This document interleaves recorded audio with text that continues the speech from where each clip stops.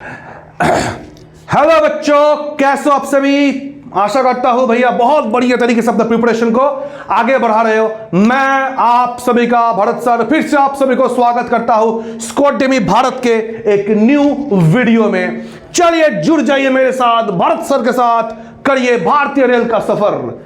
चलिए PYQ का जो सीरीज हम लोग अब इसको आगे बढ़ा रहे थे, हम लोग ऑलरेडी पार्ट 6 तक देख चुके हैं। अब हम लोग का जो नेक्स्ट जो चैप्टर है वो पार्ट 7 है। चलिए खोलते हैं भैया क्वेश्चन का पिटारा।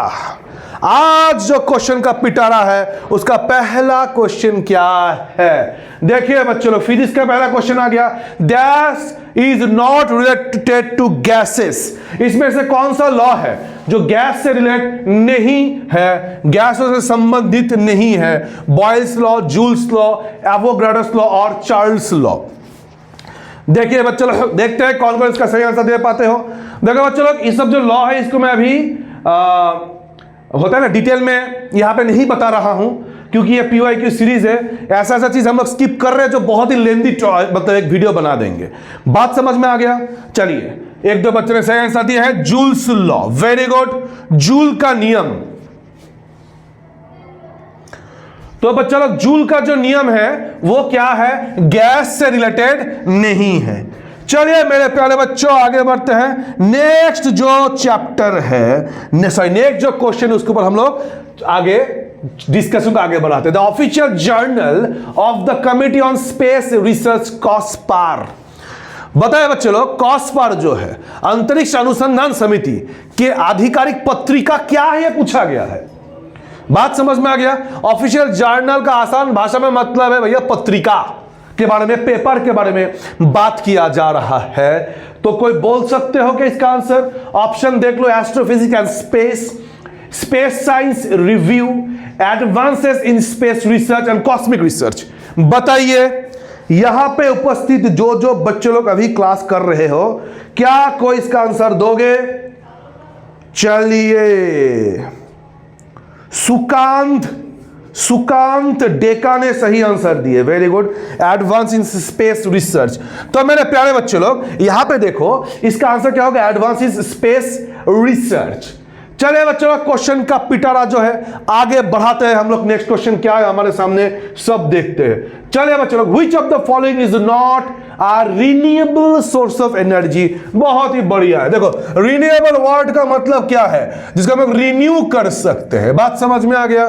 जैसे आता है ना बाइक का, स्कूटी का इंश्योरेंस रिन्यू कर लो, समझ में आ गया, रिन्यूएबल।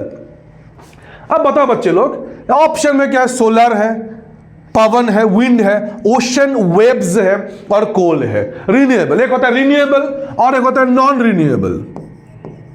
एक होता है रिन्यूएबल और एक क्या होता है मेरे प्यारे बच्चों, नॉन रिन्यूएबल।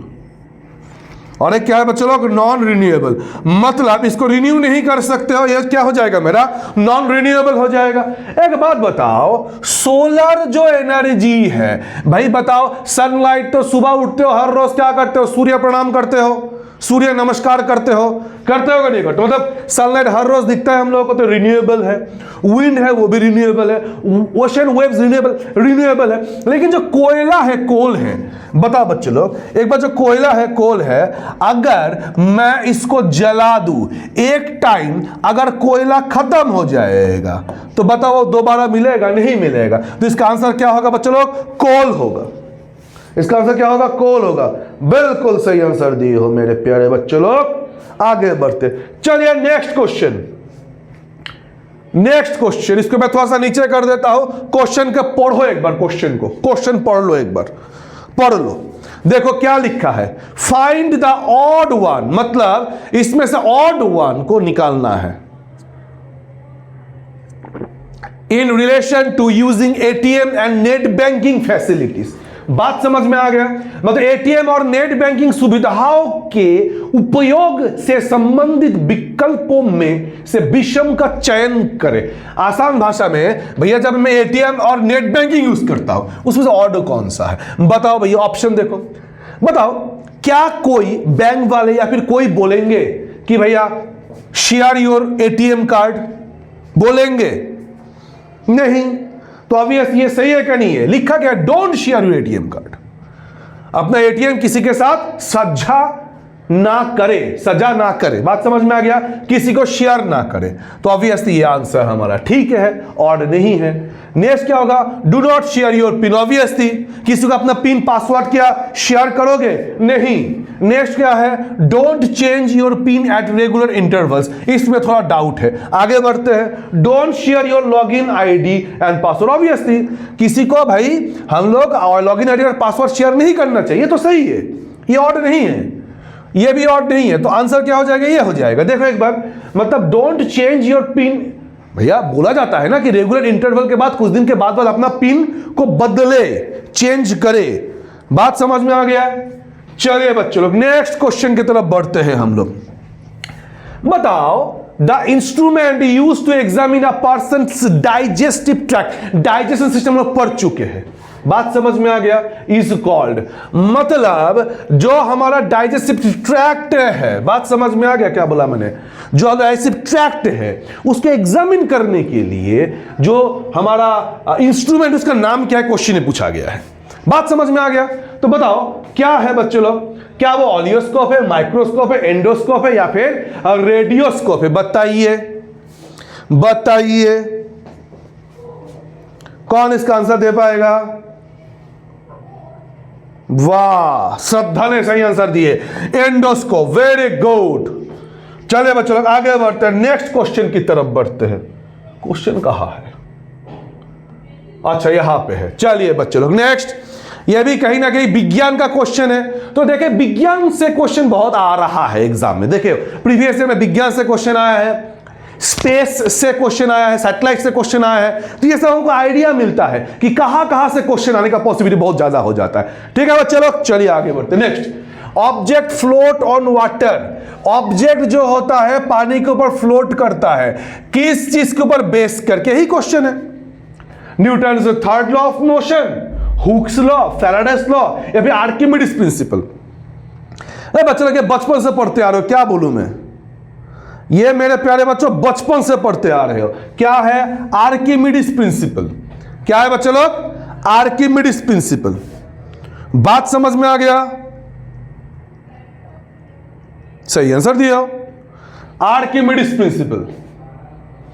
चलिए next, next question, dash is known as a disease mostly caused by occupational health hazard, बताओ ऑक्यूपेशनल हेल्थ हैजर्ड,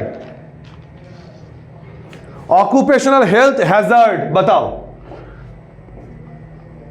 आसान भाषा में ऑक्यूपेशन में, आसान भाषा में क्या बात करें ना कि कहीं काम में जा रहे हो तो वहां से बीमारी लेके आ रहे हो, ऑक्यूपेशनल हैजर्ड, बताओ इसका आंसर क्या होगा। अच्छा थोड़ा साइड हो जाता हूं मैं, ऑप्शन देख नहीं पा रहे होंगे, बताइए।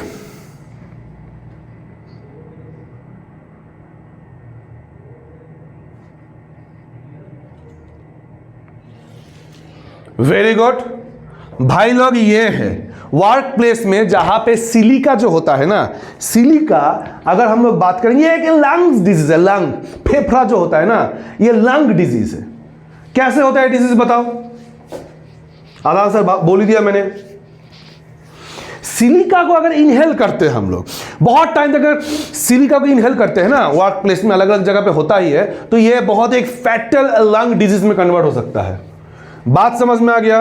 देखो भैया नाम से ही पता चल रहा है भैया, सिलिकोसिस, क्लियर है यहां तक।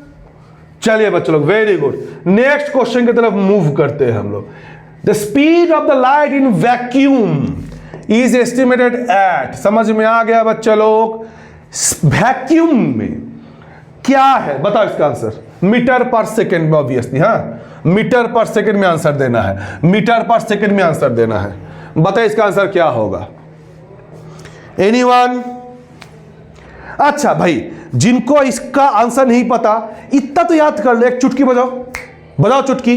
भाई ये तुमने एक चुटकी बजाया, उसमें 1 सेकेंड का समय लगा, लाइट 3 लाख किलोमीटर ट्रैवल कर लिए, इतना तो याद कर पाओगे कि लाइट 3 लाख किलोमीटर पर सेकेंड, एक चुटकी का कीमत तुम क्या जानो, एक चुटकी बजाने का समय तुम क्या जानो, समय का कीमत तुम क्या जानो, जो भी हो फिट नहीं बैठा पा रहा था, अचानक से दिमाग में आ गया ना, रमेश बाबू लाइट 3 लाख किलोमीटर चले जाते हैं, 3 लाख सेकेंड हो गया, अरे 3 लाख किलोमीटर पर सेकेंड, देखो 3 लाख किलोमीटर पर सेकेंड, बात समझ में आ गया। अब क्या बच्चों लोग, इसको मैं ऐसे लिख सकता हूं, लिख सकता हूं पर सेकेंड, हो तो गया ना, सेम ही तो चीज है, 3 लाख किलोमीटर पर सेकेंड, उसको ऐसे लिखो। अच्छा एक बात बताओ बच्चों लोग, क्या इसको मैं ऐसे लिख सकता हूं,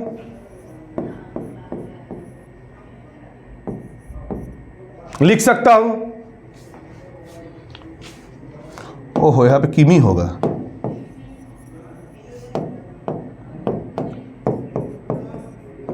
लिख सकता हूं भाई, यहां पे 5 जीरो है तो 10⁵ हो जाएगा किलोमीटर पर सेकेंड।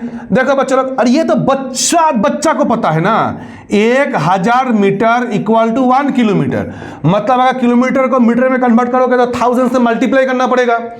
तो भाई यहां से 1000 से मल्टीप्लाई करते हो तो 3 जीरो और ऐड हो जाएगा कि नहीं हो जाएगा, 3 जीरो ऐड होने का मतलब क्या है, 3 × 10⁸ मीटर पर सेकेंड। तो आंसर क्या हो जाएगा, नंबर ए 3 × 10⁸ मीटर पर सेकेंड। ये क्वेश्चन अलग अलग एग्जाम में पूछा गया, लाइट का स्पीड कितना है, लाइट का स्पीड कितना है, लाइट का स्पीड कितना है, बात समझ में आ गया बच्चे लोग। चलिए आगे बढ़ते हैं। Next question, Salar Jung museum is located in, बताइए ये कहां पे होगा, कौन बोल पाओगे इसको, सलारजंग एटीएम कहां पे लोकेटेड है, क्या वो कोलकाता में है, क्या वो अहमदाबाद में है, क्या वो दिल्ली में या फिर हैदराबाद में है। चलिए बच्चे लोग आगे बढ़ते हैं। चलिए सही आंसर आ गया है, इसका आंसर होगा बच्चों लोग हैदराबाद। क्या होगा बच्चों लोग, हैदराबाद होगा, इसका सही आंसर क्या होगा, हैदराबाद। चलिए नेक्स्ट आगे बढ़ते हैं। Next, dash is used in yellow lamp street lights, जो पीली कलर का बत्ती होता है स्ट्रीट लाइट, उसमें क्या यूज होता है, यह पूछा गया। नियॉन, नाइट्रोजन, फास्फोरस, सोडियम, दीजिए इसका आंसर, दीजिए, मैं वेट कर रहा हूं आंसर के लिए, I am waiting for your answer. चलिए 3-4 बच्चों ने सही आंसर दिए, सोडियम। बच्चों लोग ये सब क्वेश्चन आ जाता है, कृपया करके कॉपी में नोट करते करते आगे बढ़े, समझ में आ गया। तो भैया सोडियम जो होता है यूज होता है येलो लैम्प स्ट्रीट लाइट में, येलो लैम्प स्ट्रीट लाइट में, बात समझ में आ गया। चलिए नेक्स्ट क्वेश्चन की तरफ आगे बढ़ते। नेक्स्ट क्या है, कार्ड, दही में कौन सा एसिड पाया जाता है, दही में कौन सा एसिड पाया जाता है, बताओ इसका आंसर बताओ।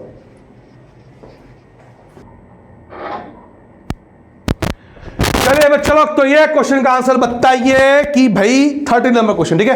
कार्ड जो दही होता है, दही में मेनली कौन सा एसिड मिलता है, बताइए। ऑप्शन है हमारा भाई बेंजियोइक एसिड, क्या है भैया, बेंजोइक एसिड है या फिर फ्यूमिक एसिड, फ्यूमेरिक एसिड है, लैक्टिक एसिड में मैलिक एसिड है, बताइए। ये बार बार अलग अलग एग्जाम में पूछा गया है, बहुत सारे एग्जाम में पूछा गया है कि भाई कार्ड में कौन सा एसिड मिलता है, आंसर क्या है भैया, lactic acid. Very good, answer क्या होगा बच्चों, हमारे लैक्टिक एसिड मिलता है। चलिए आगे बढ़ते हैं हम लोग। Next, the official language of Goa, बताइए। सबसे पहले बताओ गोवा का कैपिटल का नाम क्या है, राजधानी। What is the capital name, capital city of Goa, Goa का कैपिटल का नाम क्या है, पणजी। क्या है बच्चों लोग, पणजी। लिखोगे पानाजी, बोलोगे पणजी, बात समझ में आ गया। चले बच्चों लोग, तो बताओ अंग्रेजी है, पुर्तगाली है, कोंकणी या फिर मराठी है, कोंकणी, मराठी, पुर्तगाली, अंग्रेजी, बताओ। ना ना ना ना ना, कोंकणी है, क्या होगा बच्चों लोग, कोंकणी, बात समझ में आ गया। गोवा का ऑफिशियल लैंग्वेज क्या हो जाएगा हमारा, कोंकणी भाषा में आता है। चलिए बच्चों लोग जिंदगी में आगे बढ़ते हैं। Next question, ISS stands for, क्या लगता है ISS का मतलब क्या है, पूर्ण रूप क्या है, international space station, international space system, Indian space studies या फिर इंटर स्पेस स्पेक्ट्रोग्राफी। भैया आंख बंद करके मार दो, इंटरनेशनल स्पेस स्टेशन, बात समझ में आ गया। चलिए सही आंसर दियो। नेक्स्ट, नेक्स्ट, पेरिस्कोप में क्या यूज होता है? पेरिस्कोप, ये सब पढ़ोगे फिजिक्स में। पेरिस्कोप क्या होता है पता? अरे नेवी वाली यूज करता है ना पेरिस्कोप, ऐसा टाइप का जो होता है ना सर क्या पेरिस्कोप। बात समझ में आ गया? यहां पे हम लोग क्या लगा देते हैं? मिरर लगा देते हैं। यहां पे मिरर लगा देते हैं तो यहां से लाइट आएगा, रिफ्लेक्शन होकर भैया ऐसे देख पाते। This is periscope. Periscope, periscope में बच्चे लोग सिंपल भैया प्लेन मिरर यूज होता है। प्लेन मिरर, कोई झमेला नहीं करना हमको, प्लेन मिरर की यूज होता है। बात खत्म। प्लेन मिरर ये होता है पेरिस्कोप। चलिए मेरे प्यारे बच्चों आगे बढ़ते हैं। नेक्स्ट क्वेश्चन क्या है? Most of the dash are formed by sand and silt deposit by rivers and sea। ये अगर वर्ड कहीं भी दिख गया ना, जैसे कि जब भूगोल पढ़ोगे तो बच्चा लोग ये भारत का पेनिनसुलर पार्ट है, यहां पे हमको हिमालय मिलेगा, यहां पे हमको पेनिनसुला का प्लेटू, साउथ इंडिया का मालभूमि मिलेगा। बात समझ में आ गया क्या बोला मैंने? तो बच्चा लोग ये जो हिमालय है और पेनिनसुलर प्लेटू है, इसके बीच में हमको मिलेगा ग्रेट इंडियन प्लेन। और ग्रेट इंडियन प्लेन भी कहीं ना कहीं गंगा, ब्रह्मपुत्र और इंदास और उसका जो ट्रिब्यूटरी रिवर्स के द्वारा यही सब चीज डिपोजिट करके इस ग्रेट इंडियन प्लेन को, नॉर्थ इंडियन प्लेन को बनाया गया है। बात समझ में आ गया? और कहीं पर भी ये सब अगर दिख गया ना क्वेश्चन, चुपचाप आंख बंद करके भाई एलुवियल सॉइल मार के आ जाना। सॉइल बोल के एक टॉपिक हम लोगों को पढ़ना है, कहां पे? भूगोल में, तब इसको और भी अच्छे से समझाएंगे। बात समझ में आ गया? चुपचाप एलुवियल सॉइल मार के आ जाना। चलिए नेक्स्ट क्वेश्चन है, the maximum interval between two sessions of state assembly can be. बात समझ में आ गया? अच्छा एक बात बताओ, यहां पे स्टेट असेंबली लिखा है, यहां पर इसकी जगह पार्लियामेंट लिखा हुआ है, आंसर सेम ही होगा 6 मंथ्स। बात समझ में आ गया? दो सेशन के बीच में मैक्सिमम गैप कितना, यही तो पूछा गया ना कि मैक्सिमम गैप दो सेशन के बीच में कितना हो सकता है? 6 महीने। क्लियर है क्या बोला मैंने? चलिए next question, the distance between sun and earth, sun and earth के बीच का डिस्टेंस कितना है बताओ? ये ऑप्शन है हमारे, मैं साइड में हो जाता, बताओ।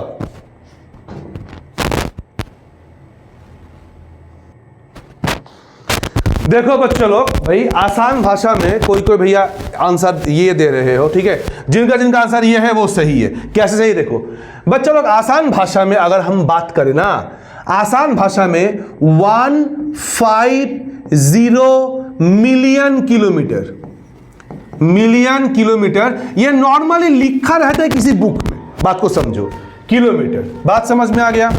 अब एप्रोक्सीमेटली, लेकिन इससे थोड़ा सा कम होता है, एक्चुअली इससे थोड़ा सा कम होता है, थोड़ा सा कम होता है। बात समझ में आ गया? पहले ये चीज को समझ लो, उसको हम लोग इसमें आते हैं।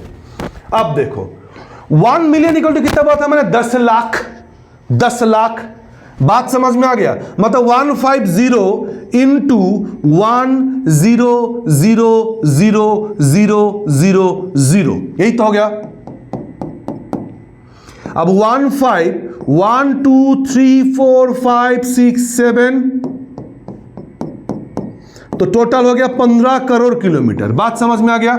ये अप्रोक्सीमेट है, लेकिन इससे थोड़ा सा कम होता है, लेकिन मैक्सिमम बुक में ही लिखा रहता है कि लगभग इसको 0 करके बराबर कर देते हैं। इससे कम होता है, इससे क्या होता है? थोड़ा सा कम होता है। बात समझ में आ गया? अब थोड़ा सा कम होने का मतलब क्या है बताओ? अगर मैं बोलूं थोड़ा सा कम होता है, इसका मतलब क्या है बताओ?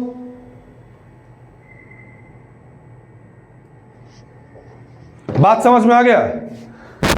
तो भाई ये जो डिस्टेंस है ना, यही भाई मैक्सिमम जगह पे नेट पे सर्च करो यही मिल जाएगा, लेकिन अप्रोक्सीमेटली हम लोग इसको मान लेते हैं। बात समझ में आ गया? अब देखो इसका आंसर क्या हो जाएगा? यही आंसर लिख लो, यही आंसर है। बात समझ में आ गया? बात समझ में आ गया? एनीवन?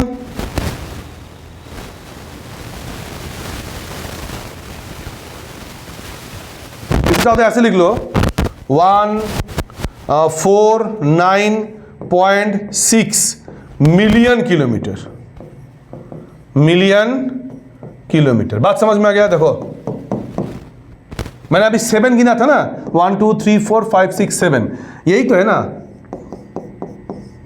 इसी में 7 लिखा हुआ है। अब इससे थोड़ा सा कम है, 15 करोड़ के थोड़ा सा कम है, तो यही है हमारा आंसर। लेकिन बुक में ये लगभग मिल जाता है, मैक्सिमम बुक में अप्रोक्सीमेटली देता है ये। चलिए बच्चों, क्लियर है यहां तक? Any confusion till now? अभी तक कोई कंफ्यूजन है तो पूछो, नहीं तो मैं आगे बढ़ता हूं। बताओ।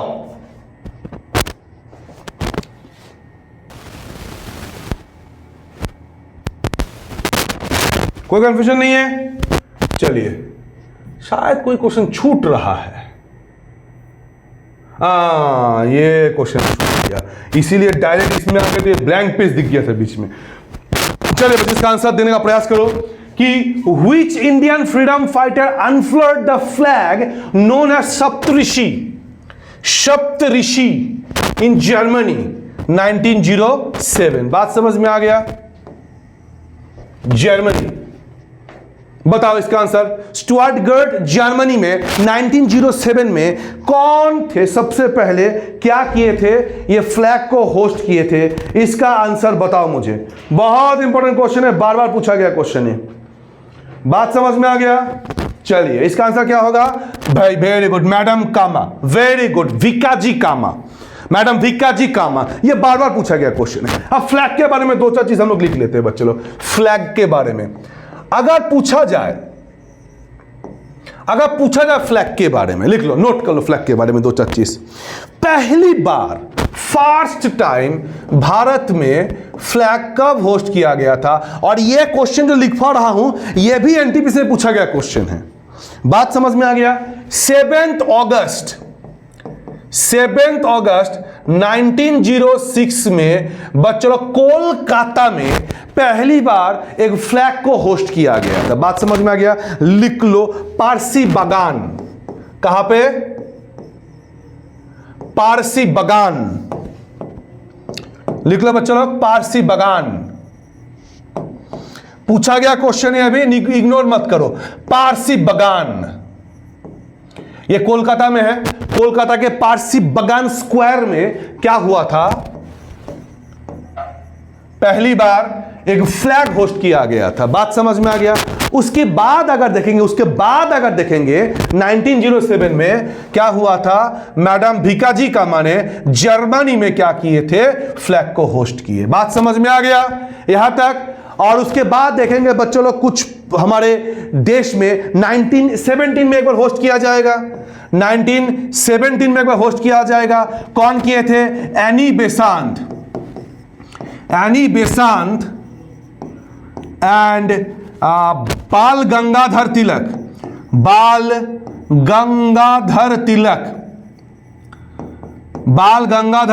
समझ में आ गया? ये क्या चल रहा था उसने भारत में? Home rule movement. बात समझ में आ गया? होम रूल मूवमेंट चल रहा था उस टाइम 1917 में। इस टाइम क्या किए थे? एनी बेसांत और बाल गंगाधर तिलक मिलकर क्या किए थे? इसको होस्ट किए थे। बात समझ में आ गया? चलिए नेक्स्ट 1921 में बच्चा लोग विजयवाड़ा, नाम सुने हो कभी विजयवाड़ा का? इसका समय कोई हो जो विजयवाड़ा का नाम नहीं सुने? विजयवाड़ा में साउथ इंडिया में है। विजयवाड़ा में क्या हुआ था? पिंगाली वेंकैया। क्या है बच्चों लोग नाम बताओ? पिंगाली वेंकैया। ये कांग्रेस के एक सेशन में पिंगाली वेंकैया ये क्या किए थे? कांग्रेस के एक सेशन में एक बोल सकते हो try colour flag Gandhi ji को भैया भेंट किए, गांधी जी को दिए थे। किसको दिए थे? गांधी जी को सबमिट किए थे। समझ में आ गया क्या बोला मैंने? सेम अब 1931 में कराची कराची सेशन में भाई क्या किया गया था, फ्लैग कमेटी बनाया गया 1931 में। कराची सेशन में बच्चे लोग एक फ्लैग कमेटी बनाया गया और एक रेजोल्यूशन पास करवाया गया, और उस रेजोल्यूशन में तिरंगा जो होता है, ट्राई कलर जो होता है, इस टाइप का, अभी का जो ट्राई कलर वो ट्राई कलर नहीं है। समझ में आ गया क्या बोला मैंने? इन्होंने जो सबमिट किया था पिंगाली वेंकैया ने, इसको मॉडिफाइड करके भारत का जो क्या होगा, जो राष्ट्रीय ध्वज होगा, ये क्या होगा, तिरंगा होगा। बात समझ में आ गया? तो ये कराची सेशन में क्या किया गया, इसको अडॉप्ट किया गया था, एक रेजोल्यूशन पास करवाया गया। बात समझ में आ गया? उसके बाद अगर देखेंगे हम लोग 22 जुलाई 2 जुलाई बच्चों लोग 1947 में कॉन्स्टिट्यूएंट असेंबली ने, भारत का कॉन्स्टिट्यूएंट असेंबली, संविधान सभा जिसने कॉन्स्टिट्यूशन को बनाए थे, उन्होंने क्या किए, वर्तमान का जो क्या है try angle national flag, try angle नहीं बच्चों लोग, ट्राई कलर वाला फ्लैग जो है, नेशनल फ्लैग जो है, इसको क्या किए थे, इस नेशनल फ्लैग को अडॉप्ट किए थे। बात समझ में आ गया क्या बोला मैंने? और 22 जुलाई को भैया इसको अडॉप्ट किया गया था। 15 अगस्त को देश आजाद हो गया, जुलाई के बाद अगस्त आता है। अब किसी के मन में आ सकता है कि सर 22 जुलाई को हम लोगों ने क्या किए, इसको अडॉप्ट क्यों किए? 15 अगस्त के बाद तो बहुत समय था, आराम से डिजाइन बना सकते थे। अरे जुलाई के बाद अगस्त आता है, अगस्त में 15 अगस्त के दिन जब हम लोग आजाद होंगे, तब भैया कौन सा झंडा लहराएंगे, चाहिए ना? तो बच्चों लोग इसका एक स्क्रीनशॉट ले लो। मैं हट जाता हूं, स्क्रीनशॉट ले लो।